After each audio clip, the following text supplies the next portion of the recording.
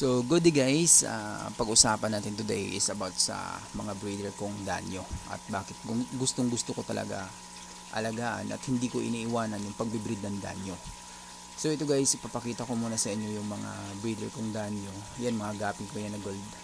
Ito yung mga male na danyo ko. Ito lang muna yung gagawin nating sample. At papakita ko yung ito yung green hawk na tinatawag nila. Yan, super ganda niya. And napakatingkad. Super ganda niya. Ito pa siya guys, semi breeder pa siya. Kasi yung full grown na breeder nito is napakaganda. Mas mahaba yung mga galamay niya at saka yung buntot.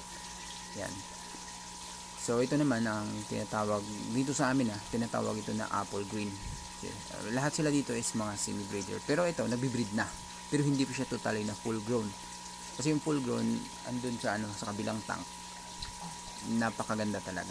Ito is siya, nagbi-breed siya pero hindi po siya totally full grown. Ito naman yung electric green na tinatawag. Yan. So, tatlong klase yung green ko dito. Green hawk, electric green, tsaka yung apple green. At saka meron din ako mga mix na danyo. Pero yun yung pinofocus ko talaga, yung tatlong green. Mas mabenta kasi yun. Tsaka ito meron tayong mga pink, orange, at saka iba't ibang pang kulay ng danyo. Ito yung mga long fin. So lahat yan guys mga long fin. Ito naman ang crossbreed ng green hawk at saka yung yellow. Ito yung lumabas. So semi breeder pa lang siya. Yan. Yung full grown niya guys is napakaganda. Napakaganda ng itsura. Tsaka kaya gustong gusto ko to guys, alagaan yung danyo kasi hindi sila sensitive. At saka alam mo yun, mabubuhay sila kahit walang aerator. Kahit lagay natin 100 sila, ilagay mo sa 15 gallons or 10 gallons na aquarium, ay mabubuhay pa rin. Hindi tulad ng ibang isda na pag linagay mo dyan, sigurado kakapusin sila sa oxygen. Si tetra naman is nabubuhay sa kahit walang aerator, pero need mo mag-adjust sa kanilang quantity.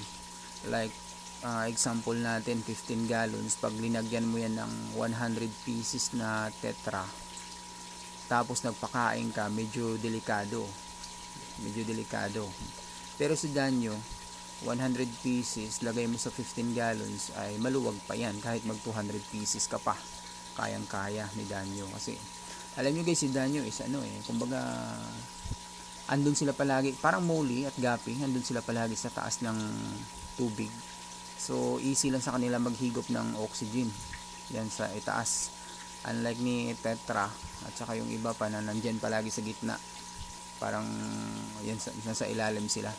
Kaya maganda sa aquarium tingnan si tetra kasi nandun siya palagi sa gitna ng aquarium. Si danyo naman, pag linagay mo to sa aquarium, parang hindi ko siya feel. Mas mafe-feel ko yung beauty niya pag nasa top ka tumingin, nasa ground mo siya ilagay. Tapos yan, parang ganito, makikita mo talaga yung tunay na kulay nila. Yan. Yan guys, ang mga pa lang to. Going to juvenile pa lang to na mga danyo ko. Yun, mas maganda kasi si danyo guys sa lagay mo siya sa kumbaga ground. Yan, yung top niya ang makikita mo. Mas ma-appreciate mo siya.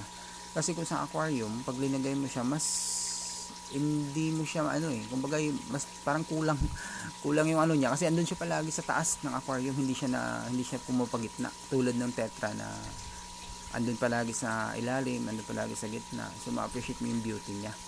Parang gapi siya na nandun sila sa itaas, mapapailalim na sila pag mayroon silang pagkain na kukunin, yung ganun. Pero overall guys is maganda sila, si tetra, si danyo. Kaya nga lang gustong gusto ko si danyo kasi mabilis i-market, tsaka napaka easy i-breed. Napaka easy lang talaga guys i-breed, napaka easy paramihin, tsaka hindi sensitibo.